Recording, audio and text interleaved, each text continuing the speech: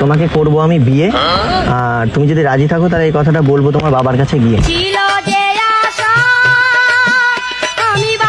তুমি জানো আমার বাবা কতটা রাগী? আর তুমি জানো তোমার জন্য আমি প্রত্যেকটা রাত জাগি।